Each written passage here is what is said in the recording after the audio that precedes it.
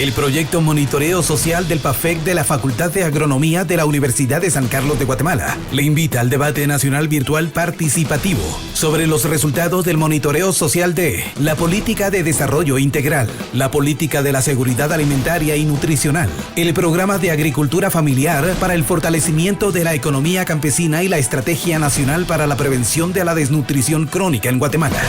Las exposiciones virtuales estarán a cargo de expertos nacionales y de organismos internacionales. La transmisión de 8 eventos virtuales se hará entre el 30 de abril y el 11 de junio de 2021. Todos en horarios de 9 de la mañana a través de Zoom, enlazando con los portales digitales de los centros universitarios, la radio y la televisión de la USAC y de OSANDRI. También podrán escucharse la transmisión de los eventos a través de la frecuencia 1460 AM de la Federación Guatemalteca de Escuelas Radiofónicas. Para más información en Facebook, @MSPAFECUSAC. Te esperamos con el apoyo de Unión Europea, Universidad 921 FM y TV USAC.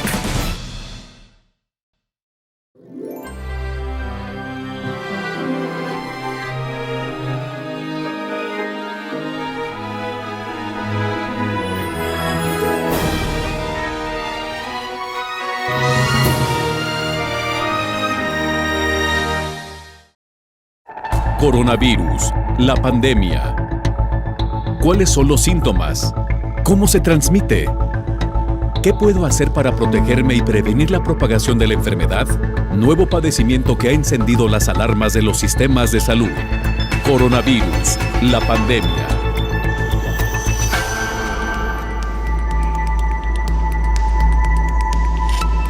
¿Qué tal? ¿Cómo les va? Bienvenidos a este programa especial de Coronavirus, la pandemia. Es un gusto saludar a quienes nos siguen a través de Canal 44, la señal de todos. También a quienes nos ven en México y América Latina, gracias a la señal de las televisoras públicas que se suman a esta emisión. Queremos recordarle las formas de hacer contacto. @Canal 44 TV en Twitter y Facebook. Nos pueden mandar mensajes también a través de WhatsApp al 33 22 42 06 90. Hoy hablaremos sobre lo que está sucediendo en Cuba respecto a las vacunas que están desarrollando. Usted recordará que Cuba fue uno de los países que despuntó al inicio de la pandemia, no solamente por el control de la epidemia, sino por el inicio en los ensayos de vacunas. Este país se prepara ya para los ensayos clínicos de Soberana 2 en niños. Una vez que sea aprobado, podría comenzar su aplicación. Revisaremos qué es lo que está sucediendo en esta isla. La Organización Panamericana de la Salud reitera que en las Américas aumenta el número de hospitalizaciones y muertes de personas jóvenes. Este fenómeno también lo estaremos observando a lo largo del programa. Y China autorizó el uso de emergencia de la vacuna contra el COVID-19 de Sinovac o Sinovac, como también se le conoce, para niños.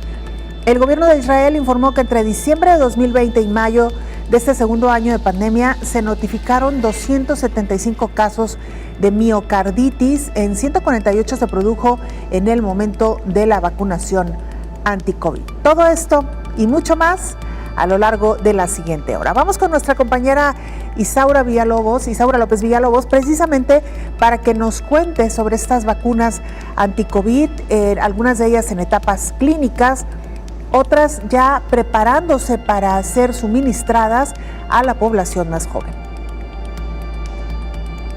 En fase de estudio aún están las diferentes vacunas aprobadas para la emergencia sanitaria por COVID-19.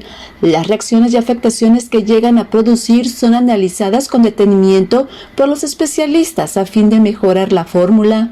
Durante este proceso se analizaron los signos y síntomas en cada grupo etario vacunado. Si bien comenzó en adultos mayores de 60 años y más, fue por la alta mortandad atribuido a diversos padecimientos crónicos. Cada biológico está recomendado a cada grupo etario de acuerdo con la metodología clínica utilizada. Por ello es que las reacciones se observan de modo diferente en cada década de la vida. En este corto caminar de aplicación de vacunas COVID-19, en cada momento se analiza el tipo de reacción que se tiene por género, por edad y por el tipo de padecimiento que tiene la persona. Las investigaciones son minuciosas y detalladas a fin de diferenciar las afectaciones que hay entre adultos, jóvenes y mayores de 60 años. Algunas hipótesis que describen los estudios atribuyen a los mecanismos del sistema inmune implicados en la defensa frente a las infecciones y que se activan en respuesta frente a la vacuna y se encuentran más debilitados por la edad.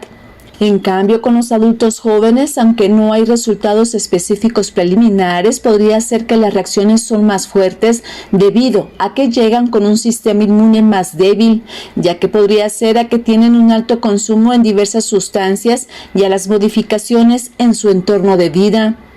Algunos estudios muestran que las personas mayores utilizan medicamentos que diluyen la sangre con más frecuencia o incluso a diario, lo que podría disminuir el riesgo de coágulos.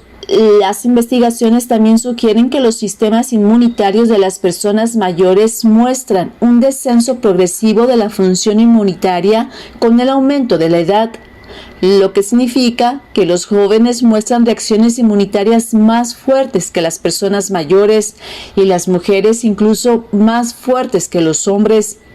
Todo ello implicaría una mayor incidencia en las mujeres jóvenes en comparación con los hombres a las personas mayores, señaló el estudio.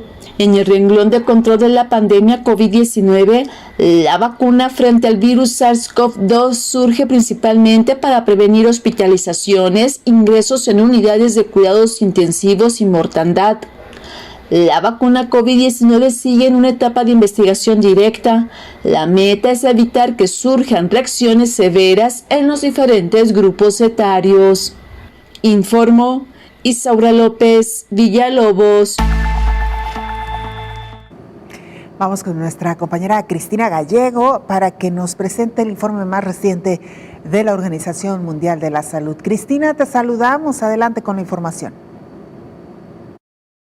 Hola, ¿qué tal? Buenos días, Belén, y buenos días a todo el auditorio de Canal 44.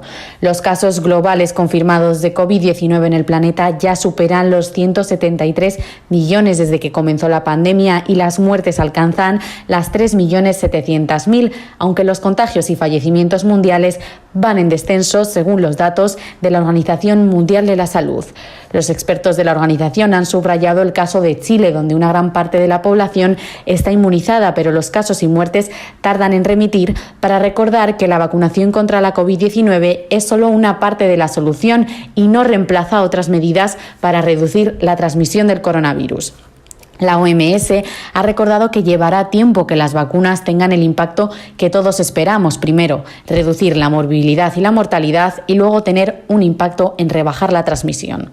Además, los expertos indicaron que a veces se olvida que las vacunas despliegan toda su efectividad 2 semanas después de la segunda dosis. A ello se agrega que se necesita un nivel muy alto de personas vacunadas, entre el 70 y el 80% de la población, para empezar a constituir la inmunidad colectiva, momento en el que se comienza a ver una reducción importante de la transmisión del virus. Por otra parte, 2,7 millones de personas y más de 40 organizaciones han firmado una petición de acceso universal a las vacunas anti-COVID a bajo precio, que ha sido enviada a la Organización Mundial del Comercio, donde se sigue negociando una posible suspensión de las patentes en estos productos médicos. India y Sudáfrica solicitaron esta suspensión en octubre de 2020 y en los últimos meses se han unido más de 60 países en desarrollo. Contrarios por el momento a esta suspensión de patentes, se sitúan muchos países donde tienen su sede farmacéuticas que han desarrollado vacunas y otros fármacos contra la COVID-19, entre ellos la Unión Europea, Reino Unido y Suiza, y aunque Estados Unidos al principio también era reticente, ha mostrado su disposición a negociar. Por último, la Organización Mundial de la Salud se ha pronunciado con respecto a la celebración de la Copa América en Brasil del 13 de junio al 10 de julio, que ha causado polémica en momentos en los que Brasil se mantiene como el segundo país del mundo con más casos y muertes semanales por COVID-19. La OMS ha advertido de que los países que decidan organizar eventos masivos de cualquier índole deben asegurar que cuentan con un sistema de evaluación y manejo de riesgos para evitar que la situación sanitaria se agrave. Reportó desde Ginebra Cristina Gallego para el programa Coronavirus, la pandemia. Por lo pronto, China autoriza vacunar a su población infantil. El gobierno de Israel informó que entre diciembre de 2020 y mayo de este segundo año de pandemia se notificaron 275 casos de miocarditis.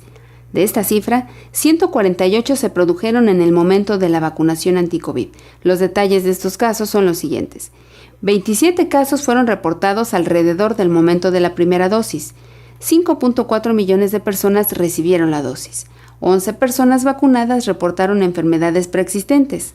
121 casos de miocarditis fueron reportados dentro del primer mes a partir de la vacuna. 5 millones de personas fueron vacunados con la segunda dosis. 60 de ellas tienen comorbilidades. El gobierno de Israel explica que la miocarditis suele ser una enfermedad leve, caracterizada por síntomas como dolores en el pecho, dificultad para respirar o palpitaciones cardíacas rápidas. Suele aparecer entre hombres más jóvenes, de 16 a 30 años. Por lo general, implica una hospitalización a corto plazo. La miocarditis puede ser causada por una infección por el SARS-CoV-2 o por otros virus. Hasta ahora, este fenómeno se reportó principalmente entre hombres más jóvenes de 16 a 19 años, generalmente después de la segunda dosis. La mayoría de los casos han estado en el hospital hasta 4 días y el 95% se consideran casos leves, informó Elizabeth Ortiz. Bueno, le había presentado esta nota sobre China, que está empezando a vacunar a su población infantil. Esto lo veremos y lo escucharemos más adelante, porque sin duda alguna esto que nos presenta nuestra compañera Elizabeth Ortiz sobre los casos de miocarditis tras la aplicación de la vacuna anti-COVID, particularmente entre jóvenes de 16 a 19 años, es un buen tema para iniciar hoy nuestra charla con el infectólogo Héctor Raúl Pérez Gómez. Doctor, bienvenido. Hola Belén, buen día, qué gusto saludarte. Igualmente, doctor, gracias por acompañarnos. Bueno, sin duda alguna, doctor, se ha hablado mucho sobre, primero lo hemos hablado ampliamente aquí, las reacciones que pudieran provocar las vacunas y que regularmente son las mismas que generan otras vacunas. Sin embargo, se ha hablado sobre estos casos de miocarditis, doctor, reportadas tras la aplicación de una vacuna. ¿Qué se sabe al respecto, doctor? Mira, la publicación es respecto de el comité de seguimiento que dio Israel a su población vacunada. Como recordará nuestra amable audiencia, comentamos que Israel fue el país que logró el objetivo de vacunación del mayor porcentaje de la población en un tiempo récord. Prácticamente lo lograron en 3 meses y medio aproximadamente, y los diferentes países casi siempre conforman un comité de seguimiento cuando inician con un programa de vacunación, más tratándose de una vacuna nueva, y eso es lo que hizo Israel. Al empezar a aplicar de forma masiva las vacunas contra COVID-19, ellos empiezan a hacer un monitoreo sobre eventos adversos y encuentran casos de miocarditis, particularmente en población más joven, comparado con población, por ejemplo, de más de 40 años de edad. Los casos que ellos identificaron fueron prácticamente jóvenes de entre 16 y 25 años de edad. La miocarditis, y lo platicábamos ayer en esta mesa, Belén, es una inflamación del músculo cardíaco. ¿Qué es lo que pudo haber ocurrido con respecto a la vacuna? Bueno, primero es muy importante haberlo detectado. No es tan sorpresivo porque se ha llegado a presentar con otras vacunas. La respuesta inmune que se genera cuando se aplica una vacuna, esa respuesta inmune se acompaña de inflamación, y esa inflamación puede darse en cualquier órgano o sistema. En este caso fue en el músculo cardíaco de los pacientes identificados. No hubo ninguna fatalidad, hay que decirlo, y por otro lado, los casos fueron leves y la mayor parte autolimitados. Los principales síntomas que presentaron estos pacientes fueron dolor en el área cardiológica, en el pecho del lado izquierdo. También tuvieron en algunos casos ligera dificultad respiratoria, pero la mayor parte se resolvieron en 2 o 3 semanas en promedio, y requirieron solamente tratamiento, la mayor parte de ellos, con antiinflamatorios y con corticosteroides. Eso es en general lo que ocurrió con este estudio publicado en el New England Journal of Medicine con aproximadamente hace 4 semanas, y los casos afortunadamente tuvieron una buena resolución.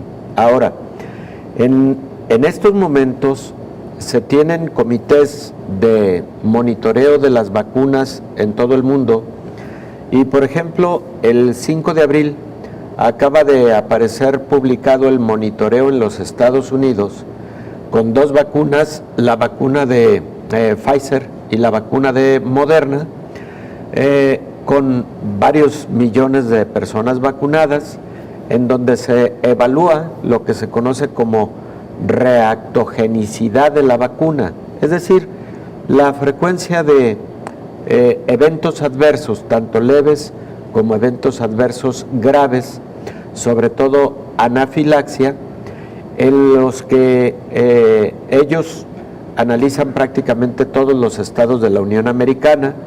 El estudio lo conduce el Centro para Control de Enfermedades, y hay resultados muy interesantes porque, sorprendentemente, Belén, en concordancia con el estudio de Israel que detectó los casos de miocarditis en personas más jóvenes, también los efectos secundarios o eventos adversos encontrados en los Estados Unidos fueron más frecuentes en poblaciones menores de 60 años que en mayores de 60 años. ¿Nos cuenta por qué, doctor? ¿Qué es lo que se sabe sobre este fenómeno? Vamos a regresar después de la pausa, gracias al infectólogo, y regresamos después del corte.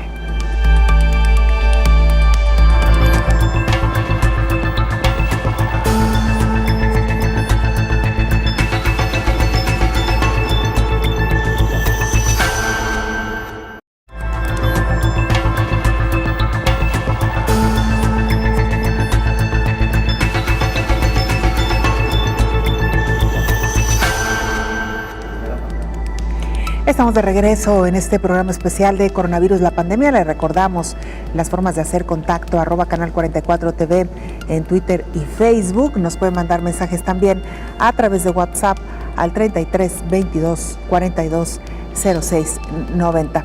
Doctor, antes de irnos a la pausa, nos dejaba este suspenso sobre la mesa, sobre el estudio que realizaron en Estados Unidos ya con millones de personas vacunadas. Efectivamente, Belén. Mira, ellos hacen un análisis de lo que ocurre en los siguientes 7 días a partir de la primera dosis y a partir de la segunda dosis. Recordemos que ellos aplicaron predominantemente Moderna y aplicaron predominantemente Pfizer. Primer hallazgo: los eventos adversos fueron más frecuentes después de la segunda dosis que después de la primera, y eso casi lo han encontrado todos los estudios que analizan reactogenicidad a nivel mundial. Número 2, fueron más frecuentes estos eventos secundarios con Moderna que con Pfizer. Número 3, fueron más frecuentes en menores de 65 años comparado con las personas mayores de 60 años, tanto en la primera dosis como en la segunda dosis. Ellos analizan 2 tipos de eventos secundarios: los eventos que se presentaron como reacciones locales en el sitio de la vacuna, como dolor, por ejemplo, en el sitio de la vacunación, edema, enrojecimiento, y analizaron los eventos sistémicos, como por ejemplo dolor de cabeza, dolores musculares, fiebre, cansancio, dolor ocular, particularmente, incluso algunos aparentemente no tan relacionados, pero que sí llegaron a presentarse como náusea, vómito y diarrea, incluso dentro del lapso de los 7 días. El hallazgo fue, Belén, en cuanto a las reacciones encontradas directamente en el sitio de la inyección. Estas se presentaron en cerca del 60% de las personas inoculadas. Y en cuanto a los eventos sistémicos, se encontraron en prácticamente promedio el 45% de las personas vacunadas. Entonces, sí es muy alto el porcentaje de eventos secundarios.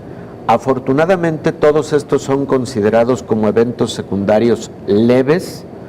Y ahorita vamos a hablar de los que encontraron de anafilaxia, porque también evidentemente se pudieron encontrar algunos casos de anafilaxia, pero afortunadamente la mayor parte fueron eventos leves que se resolvieron en los siguientes 7 días. Que eso es importante, doctor, leves y además pasajeros. Leves, pasajeros, y la mayor parte de ellos sin requerir siquiera algún fármaco para su contención. ¿Qué han encontrado además, doctor, después de esta primera etapa, digamos, las reacciones casi que inmediatas? Mira, Belén, el 98% de estos eventos ocurren dentro de esos primeros 7 días. De hecho, por eso diseñaron el estudio de esa manera, para hacer la búsqueda dentro de esos 7 días y los eventos que fueron graves como anafilaxia se presentaron en las primeras 2 horas de haber recibido la inoculación, y la proporción fue de aproximadamente entre 3 y 4 casos por cada millón de personas vacunadas. 3 y 4 casos por cada millón de personas vacunadas. Muy poco. Muy poco. Ayer comentábamos en la mesa que en global, considerando los diferentes biológicos que se han venido utilizando contra COVID, la presentación de un evento adverso grave que pone en riesgo la vida se ha presentado solamente en máximo 1 de cada 100,000 personas vacunadas, 1 de cada 100,000. Y Belén, por supuesto que sí existen algunos eventos adversos tardíos, de los cuales podemos comentar con detalle en un momento. Recordemos el caso de 2 vacunas que fueron AstraZeneca y Johnson & Johnson. Ahí la población mundial se alertó, hubo mucha preocupación por los casos que se presentaron de trombocitopenia trombótica, lo que comúnmente llamamos trombos que ocurrieron con las vacunas de AstraZeneca y de Johnson & Johnson, que estas se presentaron de forma más tardía, ocurrieron más o menos en el lapso de los 10 a los 20 o incluso 30 días después de la vacunación. Sí estuvieron relacionados finalmente con la vacuna después de los estudios en donde se detectó la presencia de anticuerpos contra un factor en donde actúa la heparina, y por eso se llegó a la conclusión de que estos pacientes, aunque tuvieran trombos, no debían recibir heparina sino otro tipo de anticoagulantes, y también se llegó a la conclusión de que sí eran eventos adversos relacionados con la inmunidad generada con las vacunas. Pero Belén, también creo que debemos dejar muy claro ante la audiencia el hecho de que estas reacciones adversas graves de trombocitopenia trombótica o trombosis trombocitopénica, como queramos llamarle, fueron, por ejemplo, 8 casos de la vacuna de Johnson & Johnson, 12 casos en 8 millones de vacunas.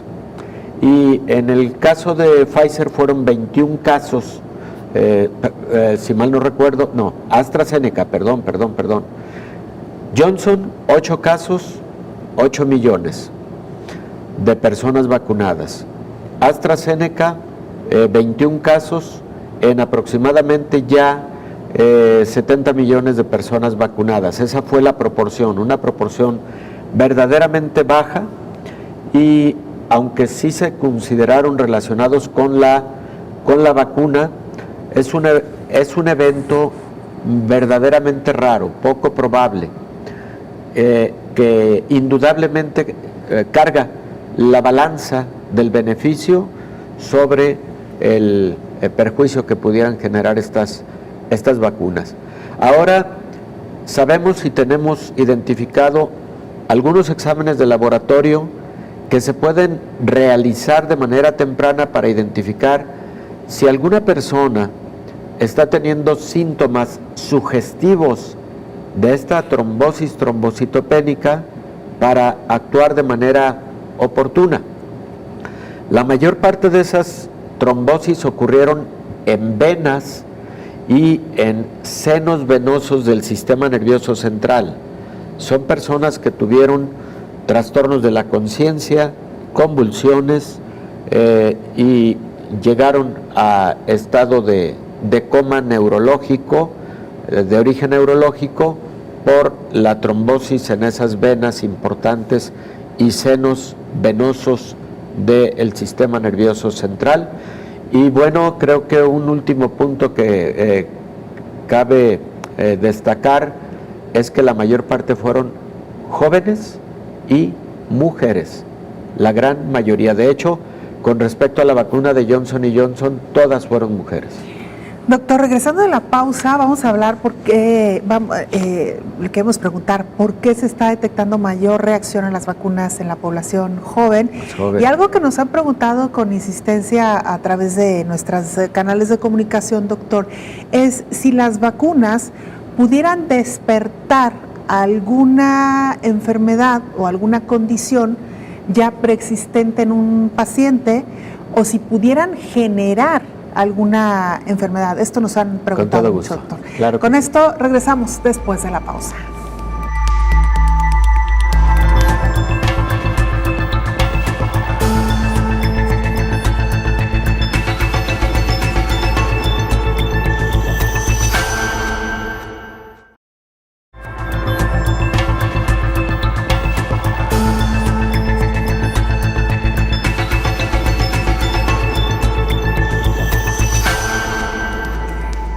Estamos de regreso en esta charla con el infectólogo Héctor Raúl Pérez Gómez. Doctor, antes de irnos a la pausa, le preguntaba, ¿por qué se está registrando mayor reacción en la población joven frente a una vacuna? Fíjate, Belén, que incluso ocurre con otros biológicos, con otras vacunas. Es hipotético, pero se considera que la respuesta inmune que se genera en los jóvenes es más intensa, es más sólida, más temprana además, y por ende esta respuesta inmune genera mayor sintomatología. Hay algunos estudios, no en este momento con COVID, o no que yo haya identificado con la vacuna de COVID, pero sí hay algunos estudios que han demostrado que a mayor sintomatología después de una vacuna, mayores cantidades de anticuerpos, y esto se ha visto comparativamente más importante, más intenso, los niveles de anticuerpos y también de sintomatología después de una vacuna en población joven comparativamente con población de mayor edad. También hay otra hipótesis, la hipótesis de que la proporción de adultos mayores que toman medicamentos que tienen actividad antitrombótica, como por ejemplo ácido acetil salicílico, y también antiinflamatorios, por ejemplo por enfermedades reumatológicas, en donde estos adultos mayores toman antiinflamatorios no esteroideos como naproxen, por ejemplo, ibuprofen, paracetamol, etcétera, o incluso fármacos para artritis reumatoide que tienen mayor potencia antiinflamatoria, eso puede atenuar la respuesta inmune después de la aplicación de una vacuna, y como esto no ocurre habitualmente en la población joven, eso puede generar la diferencia entre uno y otro grupo. Es posible que sea lo que vino ocurriendo, por ejemplo, con este estudio de reactogenicidad, que la referencia completa, por cierto, es en la revista JAMA o JAMA del 5 de abril del 2021 para quien guste consultarla con más detalle. Está muy interesante. Doctor, brevemente, para despedir esta charla, ¿podrían las vacunas despertar alguna enfermedad, alguna condición preexistente o incluso generar alguna condición en la persona que recibe la vacuna, doctor? Fíjate, Belén, que ha sido una pregunta histórica, porque algunos estudios han sugerido que, por ejemplo, enfermedades como la esclerosis múltiple podrían estar relacionadas con la aplicación de múltiples vacunas, o, por ejemplo, alguna vez se habló de que el autismo podría tener en su trasfondo alteraciones neurológicas relacionadas con una respuesta inmune intensa y además persistente, relacionada con la aplicación de múltiples vacunas. La verdad, Belén, es que al día de hoy no se tiene al respecto una conclusión contundente de que las vacunas generen ese tipo de enfermedades. Por ejemplo, algunas de ellas son desmielinizantes, como la esclerosis múltiple, y aunque se ha investigado por esa posibilidad, no se puede llegar a esa conclusión con los datos que se tienen al día de hoy. Lo que sí, por ejemplo, ha llegado a ocurrir y sí se ha relacionado muy de cerca es enfermedades como Guillain-Barré, este síndrome de Landry-Guillain-Barré, que es una neuropatía ascendente que genera debilidad progresiva de los músculos, empezando de las extremidades inferiores, las piernas, y hacia arriba progresivamente, y que puede llevar a los pacientes a mucha gravedad, requiriendo incluso intubación endotraqueal, etcétera. Bueno, se ha encontrado Guillain-Barré en personas que recibieron recientemente alguna vacuna. No se ha visto con frecuencia con las vacunas de COVID-19, pero sí ha sido identificado con otras vacunas. Sin embargo, el síndrome de Guillain-Barré también se ha relacionado con mucha frecuencia con infecciones virales, incluso leves. Entonces, como en algún momento pudo haber coexistido la vacuna y también alguna infección viral leve, no se ha podido tener clara identificación de que haya sido la vacuna más que alguna infección viral respiratoria leve la responsable de esos casos de Guillain-Barré. Todavía en ese sentido existe controversia y existen muchas preguntas por resolver. Doctor, interesantísima la charla, como siempre. Muchas gracias por habernos acompañado. Gracias, Belén, con todo gusto. Un excelente día. Igualmente. El infectólogo Héctor Raúl Pérez Gómez. Se la presentábamos ya esta noticia antes. China empezó a inmunizar o quiere empezar a inmunizar a su población infantil. China autorizó el uso de emergencia de la vacuna contra el coronavirus de Sinovac para niños, convirtiéndose en el primer país en otorgar la aprobación para niños de tan solo 3 años. Los responsables de salud chinos justificaron la medida, ya que recientemente se informó que los jóvenes con la enfermedad podrían ser tan infecciosos como los adultos. Singapur, Hong Kong y algunos estados de Estados Unidos han autorizado hasta ahora el uso de vacunas COVID-19 contra niños de 12 años y más. Sin embargo, no se ha informado cuándo comenzará la aplicación de este biológico a los menores desde los 3 años en China. La investigación de la fase 1 y la fase 2, que involucró a varios cientos de participantes, mostró que la vacuna Sinovac es tan segura y efectiva para los niños como para los adultos, detalló el director ejecutivo de la compañía, Jin Won, a la emisora estatal de televisión central de China. A decir del funcionario, se puede usar la misma vacuna, la misma cantidad y el mismo proceso para niños de entre 3 y 17 años, por lo que la autoridad sanitaria de China impulsará el uso de vacunas para diferentes grupos de edad de manera ordenada en función de las necesidades epidémicas y la estructura de la población china. Y es que coinciden especialistas del mundo, la COVID-19 también puede provocar enfermedades graves y consecuencias a largo plazo en niños y adolescentes, por lo que piden que también sean vacunados. La COVID se está propagando con rapidez entre niños y adolescentes debido a la variante británica B117, según el Instituto Robert Koch. La incidencia entre los más jóvenes se ha duplicado en un corto periodo de tiempo. Cada vez más niños y adolescentes sufren cursos severos que tienen que ser tratados en unidades de cuidados intensivos, incluso cuando los menores han superado la COVID.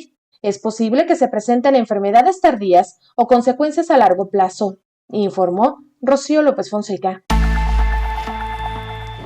Mira, este tema también ya lo abordábamos con el infectólogo Héctor Raúl Pérez Gómez y también en una pieza previa de nuestra compañera Elizabeth Ortiz, porque resulta que en Estados Unidos, Reino Unido e Israel también están investigando a fondo qué pasa con los casos de miocarditis tras haber recibido una vacuna contra COVID-19.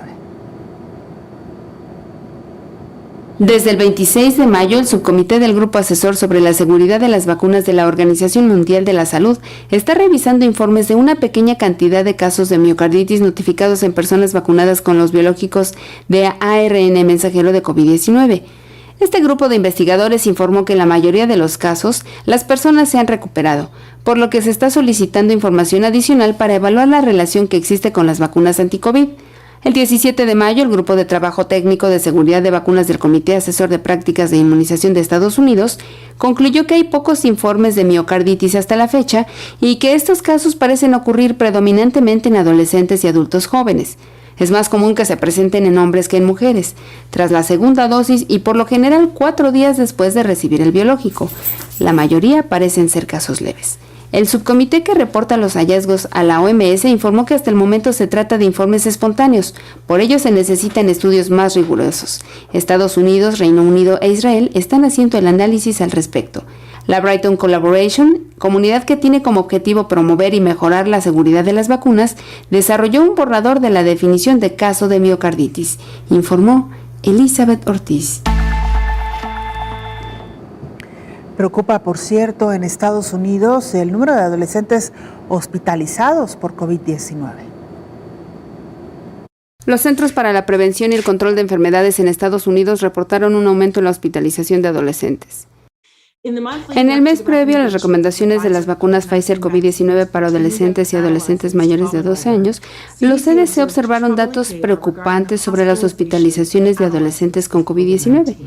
Más preocupante fue el número de adolescentes ingresados en el hospital que requirieron tratamiento en la unidad de cuidados intensivos con ventilación mecánica. La tasa de hospitalización de adolescentes por COVID-19 alcanzaron un máximo de 2.1 por cada 100.000 habitantes a principios de enero de 2021. Disminuyeron a 0.6 a mediados de marzo y aumentaron a 1.3 en abril. Entre 204 adolescentes que probablemente fueron hospitalizados principalmente por COVID-19, entre el 1 de enero y el 31 de marzo de este año, el 31% ingresó en una unidad de cuidados intensivos y el 5% requirió ventilación mecánica invasiva. No hubo muertes asociadas, informó Elizabeth Ortiz. Continuamos con este recorrido por el mundo. Vamos ahora a Alemania con nuestro compañero Juan Antonio Palop de la agencia EFE para que nos actualice información. Juan Antonio, qué gusto escucharte. Adelante con el reporte. Hola, ¿qué tal? Buenos días, Belén. Buenos días a todo el auditorio de Canal 44. La situación está mejorando significativamente en Alemania. Hacia principios de mayo, el país se encontraba en plena tercera ola. Los principales parámetros de la pandemia arrojan en estos momentos una mejor imagen del país, dentro aún de la gravedad. En las pasadas 24 horas se han registrado 4.917 nuevos contagios y 179 muertes. La incidencia acumulada en los últimos 7 días es de 36,8 casos por cada 100.000 habitantes. A principios del mes pasado se rozaron los 160. Alemania, con más de 83 millones de habitantes, acumula 3,7 millones de positivos y cerca de 89.000 muertes con o por COVID. Además, la ocupación de las unidades de cuidados intensivos en los hospitales también ha caído de forma drástica, a menos de la mitad. Si se alcanzaron los 5.300 pacientes por COVID en todo el país en mayo, ahora no llegan a 2.300. La campaña de vacunación ha cogido además velocidad en las últimas semanas. Según los datos del Ministerio de Sanidad, se han administrado ya cerca de 52 millones de dosis. Un 44% de la población ha recibido al menos una y casi el 19% las 2 dosis y está completamente inmunizada. Las restricciones se están levantando de forma progresiva, aunque con precauciones. Cafeterías y restaurantes están abriendo sus terrazas, aunque en muchos lugares es necesario presentar aún test rápidos negativos. Y en algunas zonas se permite de nuevo el turismo. Los colegios, cerrados total o parcialmente desde diciembre, están retomando la actividad presencial. Las mascarillas, sin embargo, siguen siendo necesarias en los comercios, las aulas, las oficinas y en el transporte público. Así, el gobierno alemán ha rebajado esta semana el nivel de alerta pandémica en el país de muy alta, el máximo posible, a alta. El ministro de Sanidad, Jens Spahn, buscando el equilibrio entre lo conseguido en las últimas semanas y los retos por delante, ha asegurado que la situación es ahora mejor, pero que el país se encuentra aún en medio de la pandemia. Reportó desde Alemania Juan Palop para el programa Coronavirus, la pandemia. Bueno, pues así Alemania, un país que a pesar de todos los recursos, a pesar de contar con laboratorios que participaron en la creación de vacunas y a pesar de ser un país tan organizado, pues la ha visto difícil en esta pandemia de COVID-19. Parece que poco a poco comienzan a disminuir los casos, aunque la vacunación, por increíble que parezca, en Alemania avanza con lentitud. Vamos a hacer una pausa, regresamos con más.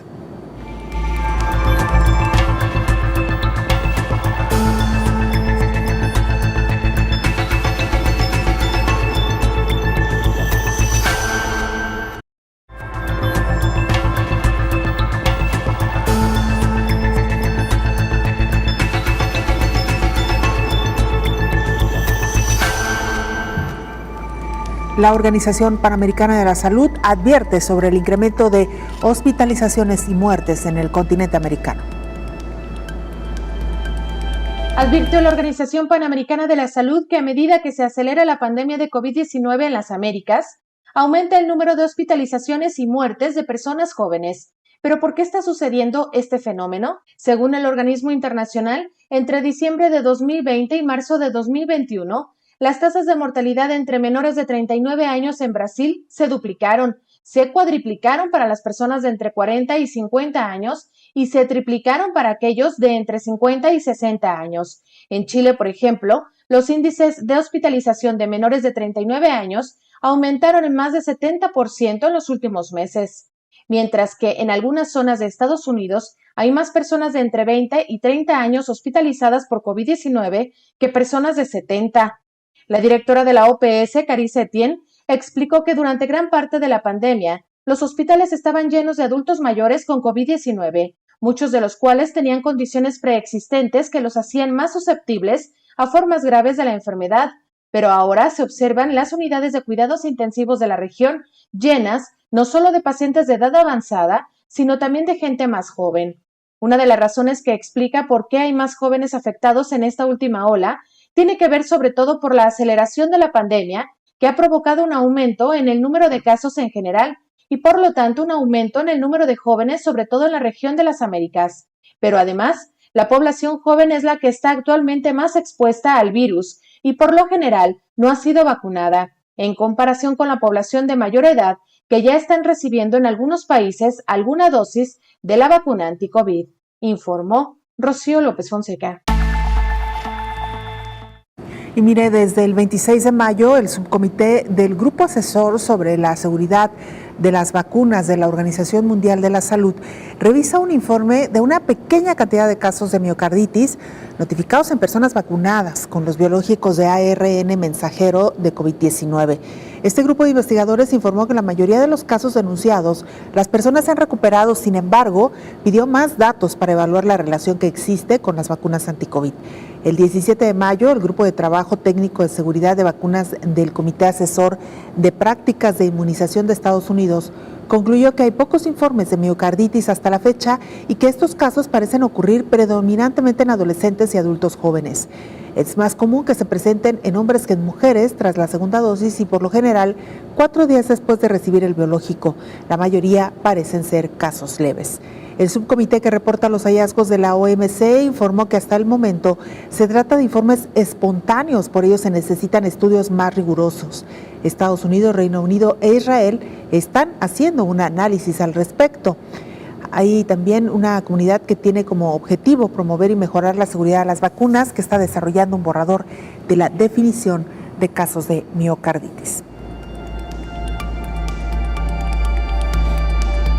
Cuba se prepara para realizar ensayos clínicos en niños.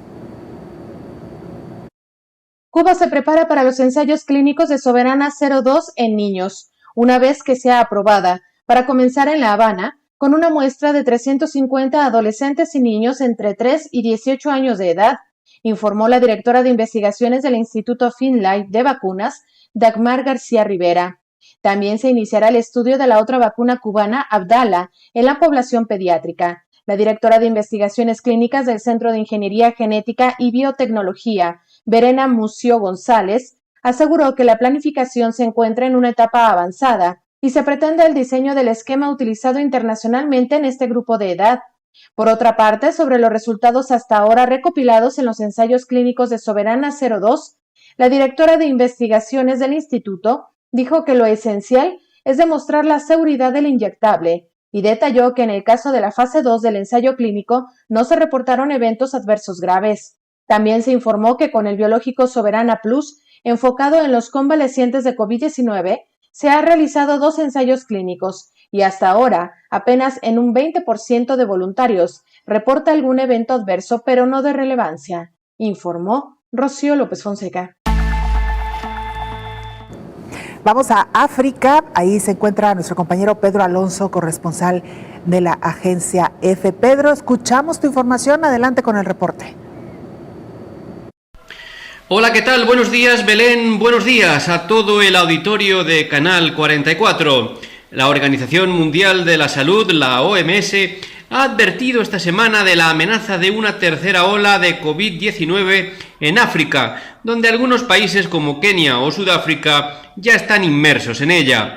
En las últimas 2 semanas, África registró un aumento del 20% de casos en comparación con la quincena anterior.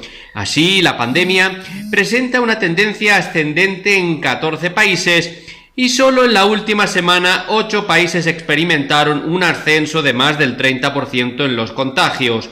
Sudáfrica, epicentro continental de esta crisis sanitaria, vive un incremento sostenido de casos, mientras Uganda tuvo un aumento del 131% la semana pasada. Según la agencia de la ONU, el débil cumplimiento de medidas preventivas y la mayor interacción de la población, así como la llegada del invierno al sur de África, han impulsado el riesgo de resurgimiento de la COVID-19 en muchos países. El aumento de casos coincide con una contracción de los envíos de vacunas al continente, lastrados en las últimas semanas por la grave crisis del coronavirus en la India, país que fabrica gran parte de las dosis que debían llegar a África, pero que ha frenado la exportación del fármaco para atender las necesidades nacionales. Hasta ahora, África, que tiene unos 1.300 millones de habitantes, solo ha recibido 53,5 millones de dosis, de las que se han administrado 38,1 millones en 50 países, según los últimos datos publicados por el Centro para el Control y Prevención de Enfermedades de África. Mientras el continente lucha contra la escasez de vacunas, La atención de los pacientes gravemente enfermos de COVID-19 también se encuentra a la zaga respecto a otras partes del mundo. Según una encuesta de la OMS elaborada en mayo pasado en 23 países africanos, la mayoría tiene menos de una cama en la unidad de cuidados intensivos por cada 100.000 habitantes. Países desarrollados como Alemania, Luxemburgo o Estados Unidos han podido afrontar las oleadas de COVID-19 con más de 25 camas de cuidados intensivos por cada 100.000 habitantes. Hasta la fecha, África ha registrado algo más de 4,8 millones de casos de COVID-19, el 2,9% del total mundial, y más de 131.000 muertes, el 3,7% del total mundial. Reportó desde África Pedro Alonso para el programa Coronavirus, la pandemia.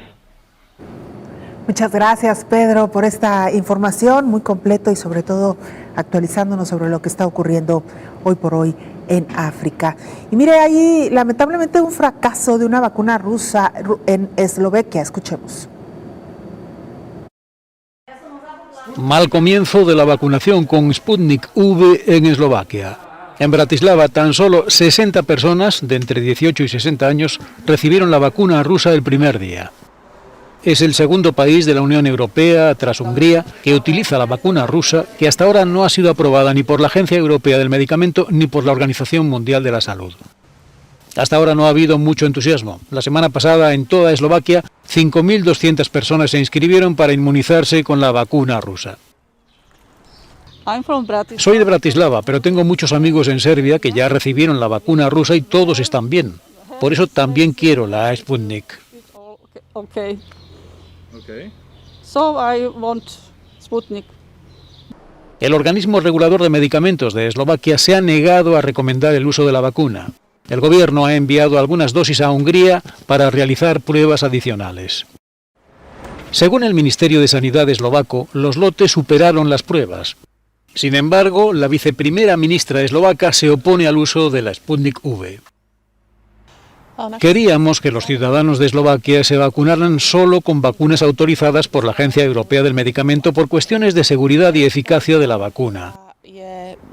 Y esto también es importante para los preparativos de los viajes. No todos los países darán por buena la vacuna Sputnik para viajar.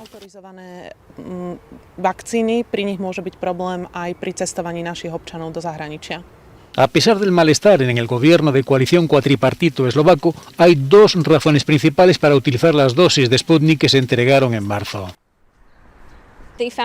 Han descubierto que la primera mitad de esas 200.000 dosis que están en Eslovaquia van a caducar este mes. La segunda razón por la que Eslovaquia administra y distribuye la vacuna Sputnik V se debe al hecho de que una parte importante de la gente de más edad supuestamente solo querría vacunarse con la Sputnik V.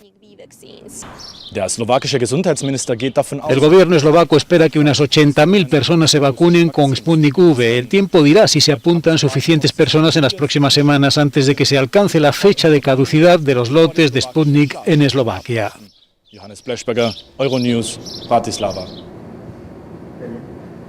Bueno, pues ahí la información que nos llega precisamente sobre esta vacuna, la Sputnik, que como usted sabe se está utilizando en varios países. Lamentablemente, como decía este informe, parece ser que no tuvo mucho éxito en Eslovaquia.